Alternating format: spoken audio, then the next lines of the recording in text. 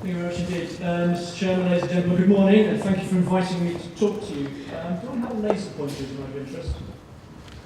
Hello, desk, back, laser pointer? No.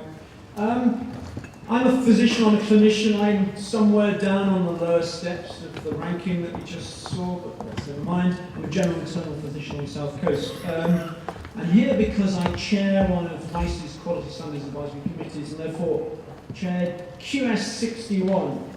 Hands up here if you're completely au fait with quality standards. About probably 10. Okay, because you notice the jargon, and this was my title, QS61, now in the NICE trade of clinical guidelines, CG 108, QS this and that, but there's a lot people take for granted, and that will be part of the first part of my talk, is just expanding on that a little bit. I'm asked also to address what it means for HCPs, and I will do that. By way of context, I'm talking about hospital and human use, hospital and primary care use. We've heard that 70% of antimicrobial usage is in animals, and so my focus is on human usage. You've seen this kind of thing before. It's quite an alarming and alarmist statement, but obviously we've heard it quantified from an economic perspective.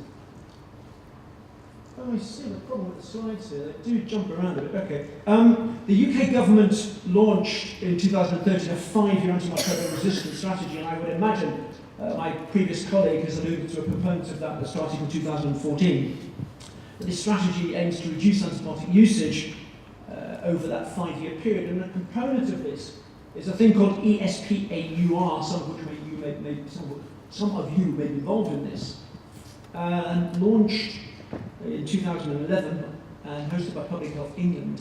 Its 2015 publication looked at antibiotic usage for the period 2010 to 14, and it's seeking to document usage and change in behaviour.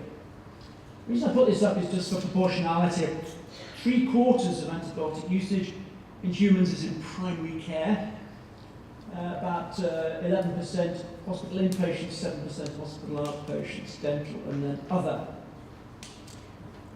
Here is the change in usage over that same 4-year period, and this is the incremented percentage on the left by those areas, with an average overall of about 6.5%, or expressed in this notion of defined dose per 1,000 inhabitants per day, which I'm not sure is completely clear to me, but also showing an increment. The notion is usage is increasing, but resistant strains are also increasing. Hence, the economic imperative we've heard, also the policy imperative. However, the same survey also indicates that with regards to this idea of antimicrobial stewardship, in 2014, while 60% of clinical commissioning groups and most of the trusts have reviewed toolkits, only 13% of CCGs and just under half of acute trusts had any sort of action plan. So there is a gap between the reality and the response at a clinical level, and I guess that's where quality standards fit in. Now, this is what I will just focus on very briefly today. Brief background to the quality standards process to contextualise quality standard 61. And 61 is infection prevention and control. I'll give you the key messages from that quality standard, but I'll also touch on a quality standard that has now awaiting final ratification through the NICE executive, which will be on antimicrobial stewardship. And I can highlight some of the draft statements which are public domain from the consultation process in November, and since I signed off the final draft a couple of days ago, they may or may not be quite close to the final wording. So just quality standards. I sort of live these things. I've chaired this committee for over 3 years. They are more important than people realise. They are an immensely important and powerful tool, I think, if understood and used well. They are commissioned by the Department of Health from NICE. They are aligned to outcome frameworks. Now, I don't know if all of you are aware of this, a public health outcome framework, an NHS outcome framework, and a social care outcome framework. But if you were to look at the NHS outcome framework and its 5 domains, I don't know, all of you know what the domains: enhanced survival 1, enhanced quality of life 2, enhanced recovery from chronic illness 3, enhanced safety 4, and enhanced patient experience 5. The notion within the NHS outcomes framework is that commissioners use quality standards as their language and lever, if needs be incentivized, to align clinical practice that they commission to those outcomes, all of which carry equal weighting. And finally, quality standards are aligned to the Francis report. Now, the Francis report highlighted 3 areas for standards: fundamental standards, enhanced, and developmental. Fundamental are those increasingly seen as the CQC's inspection role, and enhanced fit in very much with what quality standards seem to be. So these weave into the fabric of where healthcare has gone and is going at both conceptual and practical level. They are embedded in statute. The Health and Social Care Act from 2012 places upon the Secretary of State a duty as to the improvement of quality of services. In discharging said duty, the Secretary of State must have regard to the quality standards. So these are legislated items, and their target audience is commissioners. They set core standards of care seeking to improve those outcomes, in this case infection rates, I guess, and avoidable death, but those are the principal and are the principal outcomes identified in QS61. They are based on evidence, so they identify areas where there is firstly evidence of variation. So either something is done, can be done well but is often done poorly, or something should be done well but isn't. So they rely upon knowing that's going on, and they secondly rely upon and can only act as a lens for existing evidence. Quality standards are not there to rewrite a guideline, they don't supplant the guideline. They take core components where there's identified variation, and they seek to use the evidence to support a recommendation, which is then measurable. And ideally there's 5 or 6 of them. So if you want a metaphor, my metaphor is, here is the arid desert that will be antibiotic or resistance or prescribing or whatever, perhaps in 15 or 20 years, or any clinical area. And the metaphor for me is sticks in the sand. You're not seeking to describe the whole pathway. Oh, fantastic. You're seeking to pathfind, guide, navigate around core areas of achievable, aspirational, measurable, outcome-linked, commissioner-targeted standards.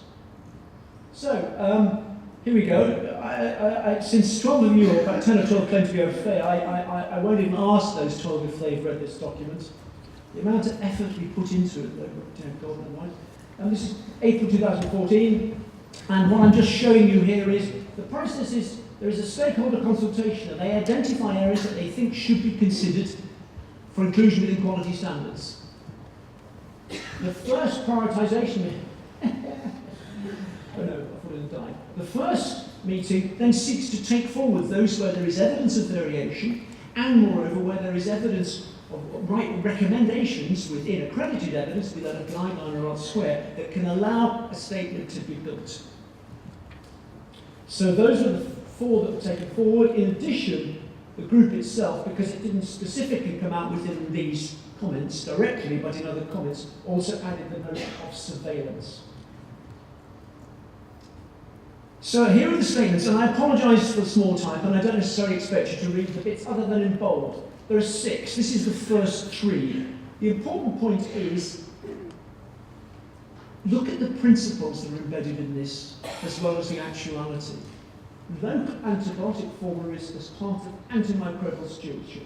People are prescribed antibiotics in accordance with local antibiotic formularies as part of antimicrobial stewardship. We'll come back to that step.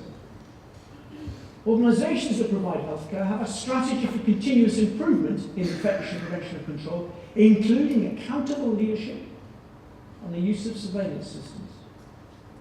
So think like a commissioner here, and think what this is giving you: an evidence-based ground and measurable ground to commission. Statement 3. People receive healthcare from healthcare workers, and the next 4 are, if you like, more specifically focused on clinical practice. hand decontamination because the evidence remains that it is variable.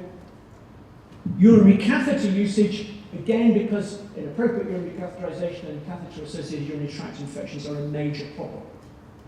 We don't need to dwell on the details, keep to the principle. Vascular access devices, it's the same wording, have their risk of infection minimised by the completion of specified procedures necessary for the safe insertion and its removal as soon as it's no longer needed. And finally, the notion of supporting those with a urinary catheter, vascular access device or feeding tube, and family of self-care, family members of carers, safe management, so safe self-management. So a series of quite simple statements, but act, if you take my desert analogy, as the sticks in the sand. So I'm just going to look now at the first one, and I know it's tiny, and I don't want you to actually read it. What I want you to do is see the shape of it, because I think for many of you, this may be the first, I am assuming. Hands up if it's not the first time you've seen one of these things. I expect you saying 10 hands. Okay. So, oh, look at this me. Okay. So some of you, still about maybe a quarter. This is just what they look like. Here's the statement. This is statement 1. People prescribed antibiotics in accordance with local antibiotic formulas as part of their stewardship. There is a rationale, which I will not go into, but explains the bones of why that's necessary. There are quality measures, structure, evidence of local formularies governing the use of antibiotics to ensure people are prescribed appropriately. Evidence that local formularies are reviewed regularly. Regularly is a mealy word that we try and avoid, but if there's no evidence base to say to give a time period, nice to not use a time period because it's a hostage to fortune. So regularly implies whatever's locally felt to be appropriate. Evidence of audits of the appropriateness of antibiotic prescribing. So that's the format.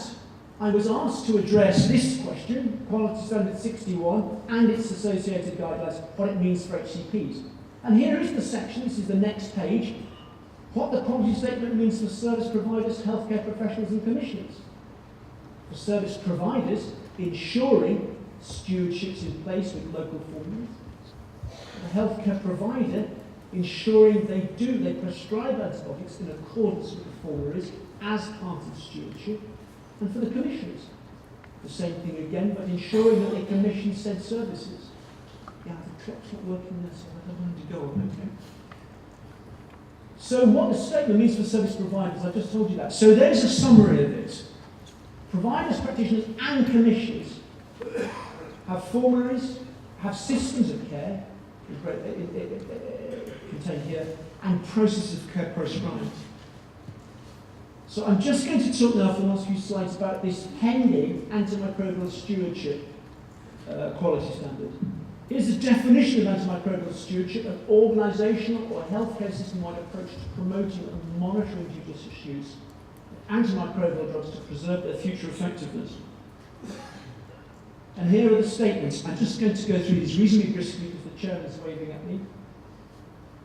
Primary care prescribers. People presented with self-limited conditions are given advice about self-management and awareness that antibiotics aren't always the answer. Backup or delayed prescribing to create an opportunity where there is an automatic prescribing. Documentation of the indication, dose and duration of treatment. A microbiological sample taken where possible in hospital prior to the time of commencement of antibiotics. Teams or individuals responsible for stewardship they don't collect the data, that will change. They are responsible for providing education and feedback on the basis of the data collected. And then there is a developmental statement. It's acknowledged that it's beyond the reach of current practice, but that hospitals adopt an electronic prescribing process.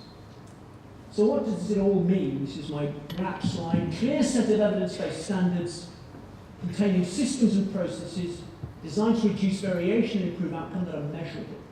This gives the prescriber and the system knowledge of the when, why, and how of usage.